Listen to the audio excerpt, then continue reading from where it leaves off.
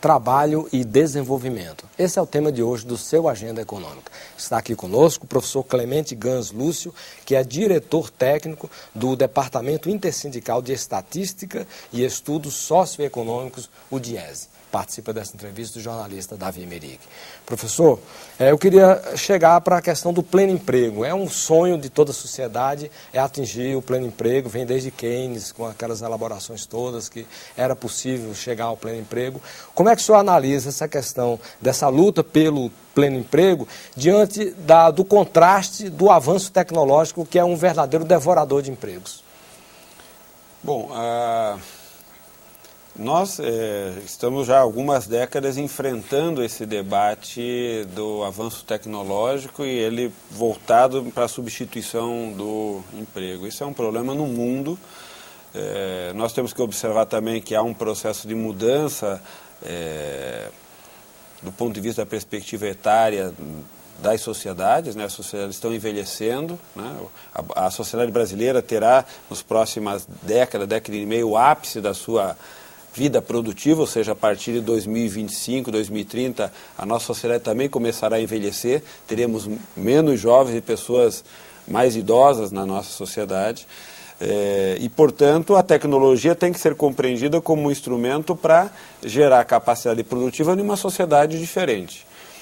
Como que ela pode vir associada a uma estratégia de pleno emprego, ou seja, do emprego do ponto de vista do trabalho, né? É quando essa sociedade é capaz de gerar uma dinâmica econômica de produção de bens e serviços que ocupem esse conjunto da população. Então, a tecnologia ela deve ir associada à capacidade de expansão da produção, de uma demanda cada vez maior, porque incorporam-se pessoas, de bens e serviços. Eu diria que cada vez mais numa sociedade sustentável do ponto de vista ambiental, precisa ser uma sociedade que valoriza mais a preservação da vida, os bens culturais, o esporte, o lazer, e menos a produção do consumo material. Em vez de eu ter um celular trocado a cada ano, era preferível ter um celular por 10 anos e serviços que esse celular oferece, e isso ser uma produção econômica mais importante do que o celular. Essa mudança é fundamental para a sustentabilidade ambiental. Que uma peça de teatro tenha um maior valor do que o consumo de um chinelo novo. Né? Então, a sociedade tem que se reaprender. Reeducada, né? Reeducada do ponto de vista do que ela pensa como valor. Desse ponto de vista, de uma nova economia, a tecnologia ela é fundamental. A geração do emprego está associada ao tamanho desse crescimento econômico e quantos empregos são gerados para esta resposta econômica. No Brasil, nós estamos experimentando algo novo, que é o incremento do emprego de forma bastante acentuada, ou seja, temos observado ano após ano elevação do patamar da criação de empregos formais, e em alguns setores nós já podemos dizer que nós chegamos ao pleno emprego, ou seja, já temos a população daquele segmento ocupada e o segmento precisando trazer trabalhadores. Um setor que é clássico hoje na nossa economia é o setor da construção civil, que por 10, 15 anos abandonou a formação de engenheiros, de pedreiros, de mestre de obra, de ferramenteiro, de armador. Hoje, retomando a atividade, volta a precisar desse mesmo profissional, já os contratou e não encontra novos pedreiros, carpinteiros, mestres, armadores ou engenheiros.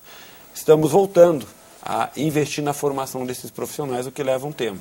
Agora, esta perspectiva, ela tende a crescer na nossa economia se o crescimento for continuado.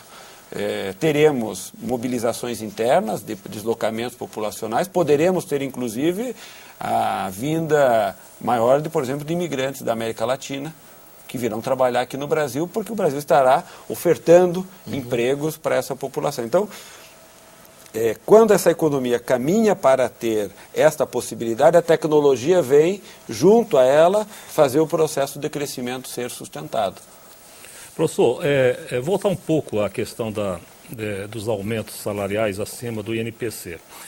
Vamos pegar o ano de 2010. A gente percebe aqui que o comércio parece que está está sofrendo um pouco mais. A indústria, por exemplo, todos os acordos firmados, a indústria em 2010, 90,5% dos acordos foram acima do INPC.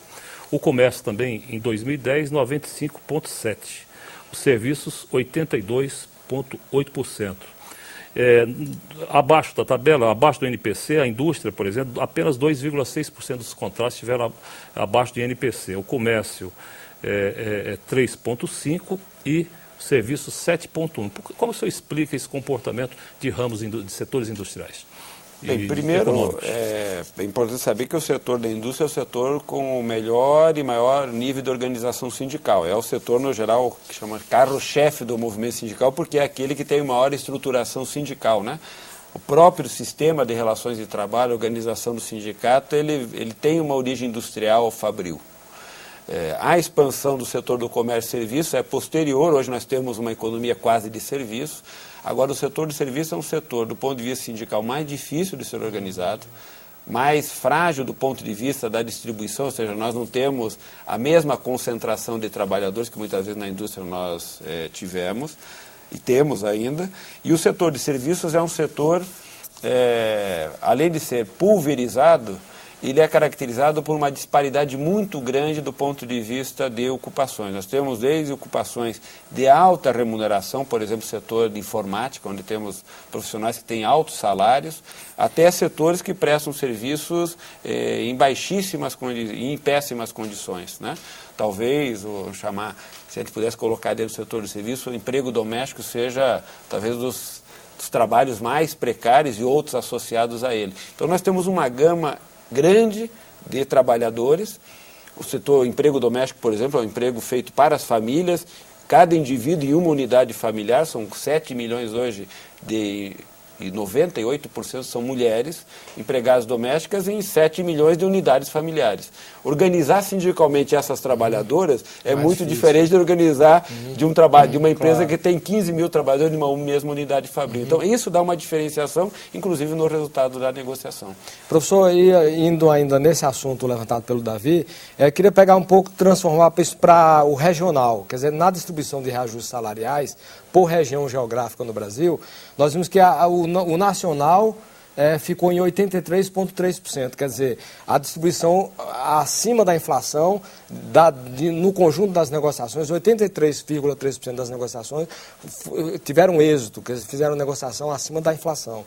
Agora, o que destaca aqui é o Centro-Oeste, que teve 93,8%, quer dizer, muito acima, bem acima dos 83,3% do nacional e acima, inclusive, do Sudeste e do Sul. A que se deveu isso? Porque nós sabemos que os sindicatos mais fortes estão no Sudeste, quer dizer, e não no Centro-Oeste. A que se deveu esse resultado? Tem muita relação com a dinâmica local, né? Há também uma diferenciação nessa pesquisa, uma diferenciação do volume de acordos que nós analisamos. Então, a região Sul e Sudeste participam com uma quantidade maior de acordos e convenções.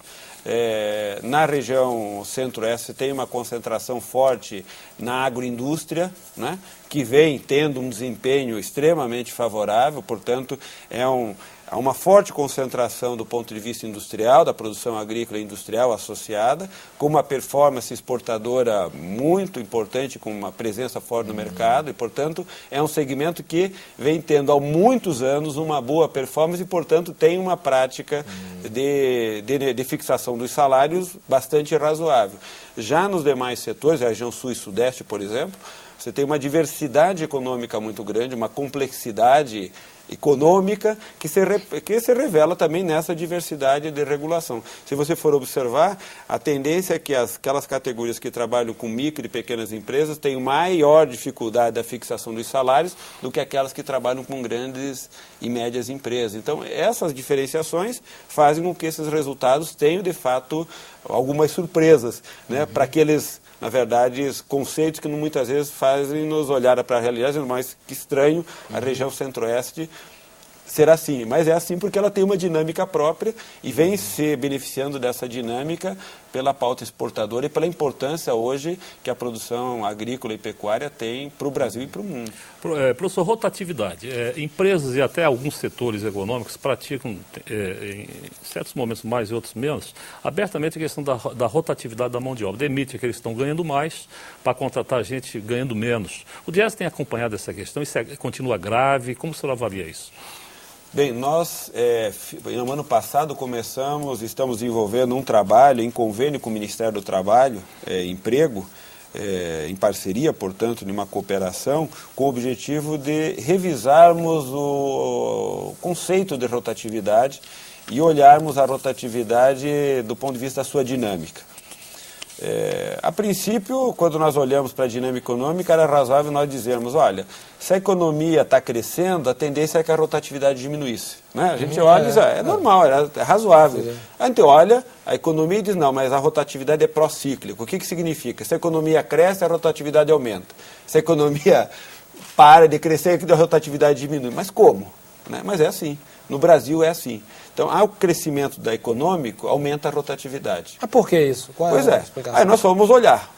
Fomos olhar e fizemos uma análise da rotatividade. Os primeiros resultados nós vamos estar, inclusive, publicando um livro junto com o Ministério do Trabalho agora no final do mês de abril, apresentando esses dados publicamente.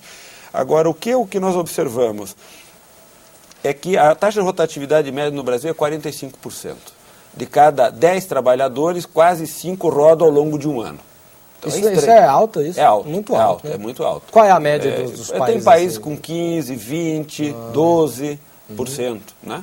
Bom, aí nós fomos abrir essa taxa e fomos olhar quais os motivos. Tem uma parte da rotatividade que nós podemos chamar de uma rotatividade natural. Infelizmente, as pessoas falecem, isso é calculado na taxa global de rotatividade. Então, isso é normal. As pessoas se aposentam, também faz parte da rotatividade. As pessoas pedem demissão, por algum motivo, normal. As pessoas também adoecem e fazem um afastamento longo do trabalho. Se nós tirarmos o que nós podemos chamar de taxa natural de rotatividade, a rotatividade no Brasil é 35%, 33%. Ainda alta. Ainda é alta. Então, esses 30 e poucos por cento, 33, 35, é por iniciativa do empregador sem justa causa. Ele demite, simplesmente demite. O que mostra que o nosso mercado de trabalho é altamente flexível. Isso tanto na indústria, quanto no comércio, quanto em serviços? E no setor público também com os chamados terceirizados e CLTistas. Mas, olha... Bom, aí nós fomos olhar para isso. Para esse contingência, o que acontece aqui? O que nós identificamos lá, por exemplo? Nós identificamos que existe um conjunto de mais ou menos 5 milhões de trabalhadores que todo ano, no mesmo período, está contratado e depois, no mesmo período, está demitido. Todo ano. Aí, o que a gente vai olhar? Você vai olhar que ele está associado a uma atividade econômica, que o contrato é não terminado e depois o rompe. Bom, olha para isso e o que a gente sugere? Bom, eu acho que era razoável a gente olhar para esse problema e pensar, tem que ter um outro mecanismo de relação de trabalho aqui para que esse mecanismo não seja reproduzido todo ano. Né? E isso não é só no setor privado. Se você pegar o setor público contrata professor seletista. Em dezembro demite. Você vai olhar no dado, no registro, é um contingente de professores demitidos em dezembro enorme. Em fevereiro, contrata de volta. Por que o setor público faz isso? A gente não poderia ter no Brasil um outro mecanismo. É o setor público fazendo. O canavieiro que corta a cana, ou o trabalhador da construção civil, terminou uma obra, ele não vai continuar naquela obra, porque a obra terminou, ele vai para uma outra. Né? Então, existe uma série de mecanismos que promovem a rotatividade no Brasil que poderiam ser superados se nós tivermos na CLT mecanismos que dessem outra proteção a essa relação de trabalho. Então, existe uma parte da rotatividade que nós acreditamos que poderá ser superada com mecanismos próprios de regulação da relação de trabalho. E tem outras que aí o próprio crescimento econômico poderá dar conta. A empresa talvez procure fixar mais o seu trabalhador. Esse mecanismo de redução do salário com a economia crescendo tende a diminuir, ou seja, o que nós observamos é que a relação entre o salário do demitido e do admitido, que era grande, tende a ir diminuindo. Por quê? Porque a empresa não vai fazer a oferta de um salário ruim, porque ela precisa contratar um novo trabalhador tão bom quanto aquele que ela perdeu. Então, ela melhora a oferta e aquele mecanismo usado no período de crise não é necessariamente mais usado num período de crescimento econômico. Professor, e a informalidade? Que nos últimos anos, segundo o Ministério do Trabalho, o Brasil tem avançado muito na questão da contratação com carteira assinada. O trabalhador que não é contratado formalmente, que passa a trabalhar para uma pessoa, uma empresa, ele está alijado de todos os benefícios que previstos na legislação. Como é que o Diese está acompanhando essa questão da informalidade? Olha, primeiro nós estamos acompanhando, estudamos sempre esse problema, o tempo todo estamos produzindo informações acerca desta questão. Mais recentemente nós iniciamos um projeto que é um projeto de... Nós identificamos 5 situações graves de informalidade, escolhemos um território e fomos para o território, para aquela comunidade, e estamos mobilizando e reunindo os atores sociais, empregadores, poder público e trabalhadores, para analisar o problema e ter um plano de formalização. Trabalhadores, produtores de cebola no interior de Santa Catarina, comércio no Paraná, em Rio Grande do Sul, construção civil em Curitiba, trabalhadores do vestuário, da produção de tecelagem no agreste de Pernambuco, ou seja, regiões diferentes, problema de informalidade. O que nós identificamos? Que nós temos mais de 1/3 da população ocupada fora de um sistema de proteção social. 1/3? 1/3. Isso no Brasil. No Brasil, olhando o Brasil. Se nós formos para a área rural, isso pode chegar a 70% dos trabalhadores rurais. No meio urbano, a proporção é menor.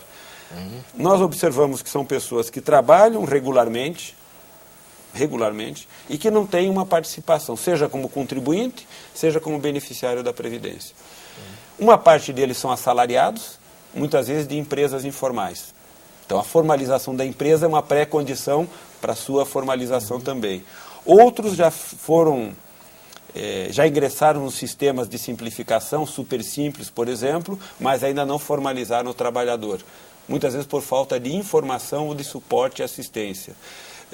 Outros, conjunto de trabalhadores que não são assalariados, são trabalhadores autônomos, carecem de informação. Muitas vezes não sabem o avanço que a legislação já teve no Brasil para dar conta da informalidade. Então, nós identificamos que, de fato, existe um esforço grande para ser feito na sociedade brasileira, com o crescimento econômico, de criar as condições, em parte já criadas hoje pela legislação, mas ainda de informação, formação e suporte, para que esses trabalhadores, ao desenvolver sua atividade econômica, estejam participando como contribuinte da Previdência e como beneficiário da Seguridade. Essa é uma mudança cultural importante, que o Brasil precisa enfrentar. Creio que esse crescimento pode recepcionar políticas desse tipo. Por exemplo, nós temos agora todo o investimento dos eventos esportivos, onde o setor da construção civil vai desenvolver obras e mais obras, e nós acreditamos que o emprego gerado nesse investimento devia ser todo ele emprego já formalizado. Porque o setor da construção civil é um setor com alta taxa de informalidade. Essa iniciativa, onde o Estado tem um papel importante, pode contribuir para mudanças. E a informalidade na sua superação, um elemento distributivo importante para a sociedade, porque ela carrega, em termos de seguridade social, aposentadoria, direito a afastamento no momento de saúde, de infortúnio, que dá proteção e segurança ao trabalhador. E o Agenda Econômica fica por aqui. Se você tiver críticas ou sugestões ao nosso programa, entre em contato conosco pelo nosso portal, o www.senado.gov.br/TV. Você poderá também fazer download ou cópia deste e de outros programas da TV Senado. Para saber mais sobre a renda dos trabalhadores e conhecer pesquisas ligadas ao trabalho nos mais diversos setores e regiões do país, entre em contato com o Diese pelo seguinte endereço eletrônico: www.diese.org.br. Nós agradecemos a entrevista, a análise e informações do professor Clemente Gans Lúcio, diretor técnico do Departamento Intersindical de Estatística e Estudos Socioeconômicos, o Diese. Agradecemos também a participação do jornalista Davi Emerick. A você de casa que nos acompanhou, muitíssimo grato pela sua audiência. E até o próximo Agenda Econômica. Até lá.